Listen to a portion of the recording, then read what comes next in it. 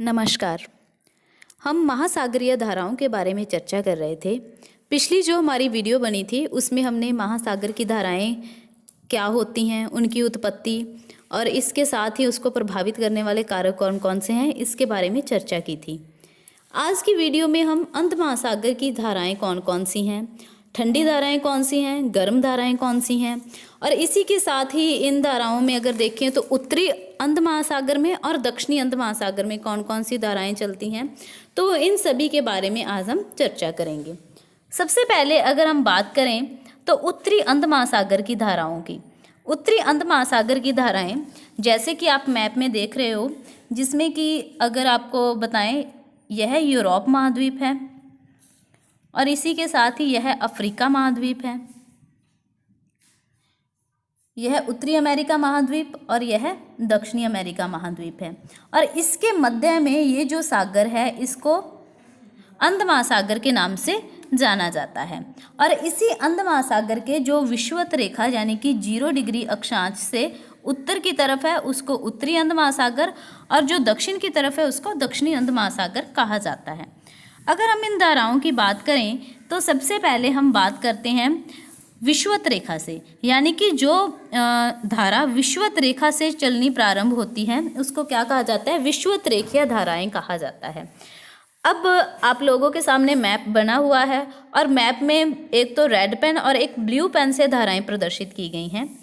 तो जिसमें जो तो रेड पेन से बनाई गई हैं यह सारी तो कौन सी हैं, ठंडी धाराएं हैं। इस चीज़ को नोट कर लेना कि जो रेड पेन से बनी हुई हैं वह ठंडी धाराएं हैं और जो ब्लू पेन से बनी हुई हैं वह कौन सी हैं, गर्म धाराएं हैं। अब सबसे पहले अगर हम बात करें विषुवत रेखीय धारा की, तो ये क्या है, विषुवत रेखीय धारा विषुवत रेखा से प्रारंभ होती है और विषुवत रेखीय धारा विषुवत रेखा से प्रारंभ होती हुई इसका प्रवाह फिर उत्तर की तरफ होता है। उत्तर की तरफ आप लोग मैप में देख रहे हो कि यह ब्लू पेन से दर्शाई गई है, यानी कि यह कौन सी धारा है, गर्म धारा है। अब जब यह उत्तर की ओर प्रवाहित होती है तो इसके सामने क्या है, कुछ छोटे छोटे द्वीप आ जाते हैं और इन द्वीपों से टकराकर यह धारा 2 भागों में विभाजित हो जाती है। यानी कि एक तो जो द्वीप है उसके उत्तर की तरफ और एक उसके दक्षिण की तरफ धारा प्रवाहित होने लगती है।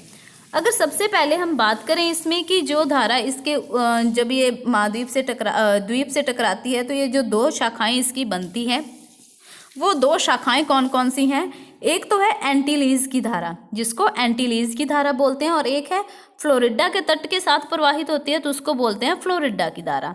तो आप लोग मैप में भी देख सकते हो कि जो क्या है, विषुवत रेखीय धारा है, जब वह उत्तर की ओर प्रवाहित हो रही है तो उसकी 2 शाखाओं में वे विभाजित हो जाती है, जिसकी एक शाखा का नाम है एंटीलीज की धारा और एक का नाम है फ्लोरिडा की धारा। फिर जैसे ही यह द्वीप को पार करती है, द्वीप को पार करने के साथ ही यह पुनः फिर संयुक्त रूप से एक धारा के रूप में प्रवाहित होने लगती है और एक जो धारा के रूप में प्रवाहित होती है उसका नाम है गल्फ स्ट्रीम, यानी कि गल्फ स्ट्रीम की धारा इसको नाम दिया जाता है। अब गल्फ स्ट्रीम की अगर हम बात करें तो यह सभी जानते हैं कि यह बहुत अधिक गर्म जल धारा है। गल्फ स्ट्रीम की खोज जो है वो पोंस डी लियोन ने की थी। यह क्या है कि 40 डिग्री नॉर्थ अक्षांश के पास विक्षेपण बल और पछुआ पवनों के प्रभाव से गल्फ स्ट्रीम कई शाखाओं में आगे बढ़ जाएगी और जिसके कारण इसी गल्फ स्ट्रीम की जो ये शाखा है जो आगे कई भागों में बढ़ जाती है तो इसको गल्फ स्ट्रीम का डेल्टा भी कहा जाता है। ये बहुत बार क्वेश्चन पुट होता है कि गल्फ स्ट्रीम का डेल्टा किसे कहते हैं। जो गल्फ स्ट्रीम की धारा है यह आगे जाकर कई उपशाखाओं में विभाजित हो जाती है तो उसको गल्फ स्ट्रीम का डेल्टा कहेंगे।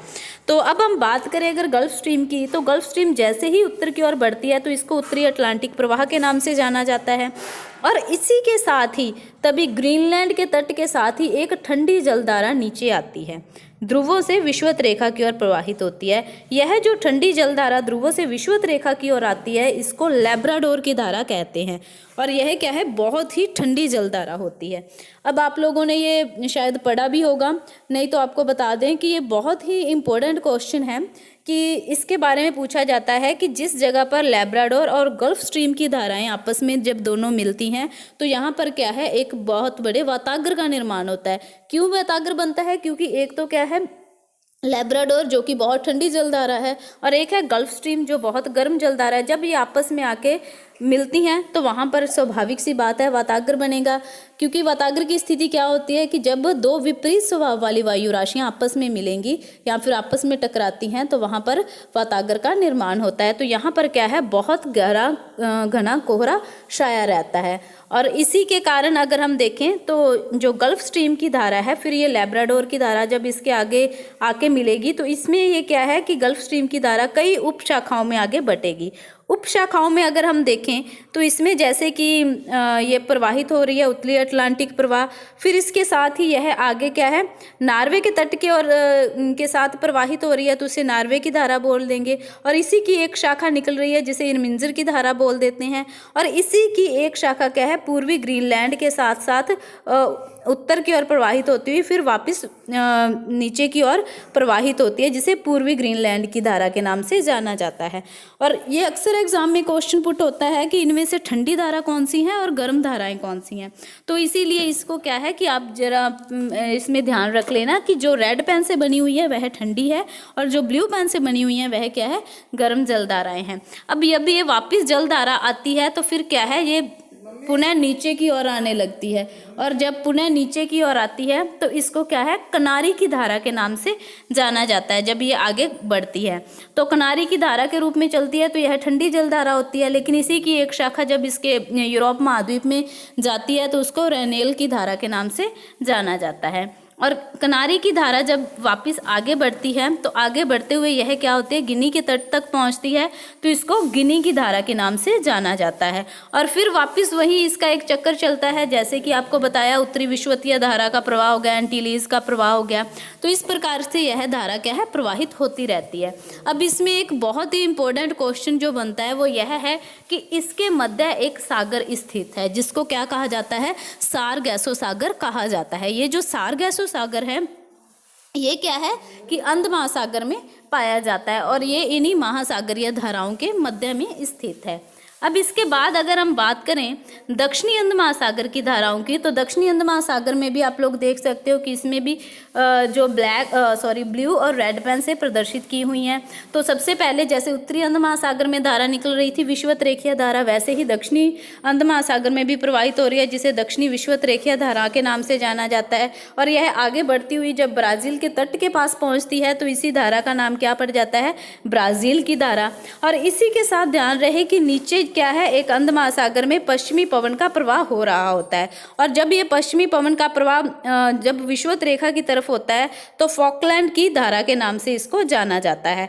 और ब्राज़ील के तट के पास ही फॉकलैंड की धारा और ब्राज़ील की धारा दोनों आपस में मिल जाती हैं। ये एक ठंडी धारा है और एक गर्म धारा है। तो दोनों के मिलने से क्या होता है दक्षिणी अटलांटिक धारा का निर्माण होता है, जो आगे दक्षिणी अटलांटिक धारा क्या है आगे बढ़ती हुई क्या होता है बेंगुएला के तट पर पहुंचती है, जो दक्षिणी अफ्रीका महाद्वीप का क्या है बेंगुएला का तट है। तो इसको क्या कहा जाता है बेंगुएला की धारा के नाम से जाना जाता है। और ये जो बेंगुएला की धारा है यह क्या है एक ठंडी जल धारा है। तो वापिस से फिर ये क्या होगा विषुवत रेखीय जल धारा में जाके प्रवाहित होने लग जाती हैं। तो इस प्रकार बहुत बार ये भी क्वेश्चन पुट हुआ है कि जो दक्षिणी अंध महासागर में धाराओं का प्रवाह है उसके क्रम के बारे में बताएं। तो क्रम आप देख सकते हो कि दक्षिणी विषुवत रेखीय प्रवाह, फिर ब्राज़ील, फिर फॉकलैंड, दक्षिणी अटलांटिक प्रवाह और बेंगुएला की धारा। तो इस प्रकार इनका ये क्रम चलता रहता है। तो ये तो थी अंध महासागर की धाराएं। आई होप कि आपको इन महासागर की धाराओं के बारे में पता चल गया होगा। आप इन सभी धाराओं को क्या है अच्छे से मैप पर बना लेना, क्योंकि मैप पे बना लोगे तो आपके अच्छे से याद हो जाएगा। जिसमें कि आपको शॉर्ट में ये बनाया हुआ है, जिसमें कि ये क्या है दक्षिणी अमेरिका महाद्वीप है और इधर अफ्रीका महाद्वीप है, और उसी के साथ ही ये धाराएं क्या है प्रवाहित हो रही हैं। तो ये तो थी अंध महासागर की धाराएं। अब जो हमारी नेक्स्ट वीडियो बनेगी उसमें हम प्रशांत महासागर की धाराएं और उसी के साथ ही फिर हिंद महासागर की धाराओं के बारे में चर्चा करेंगे। धन्यवाद।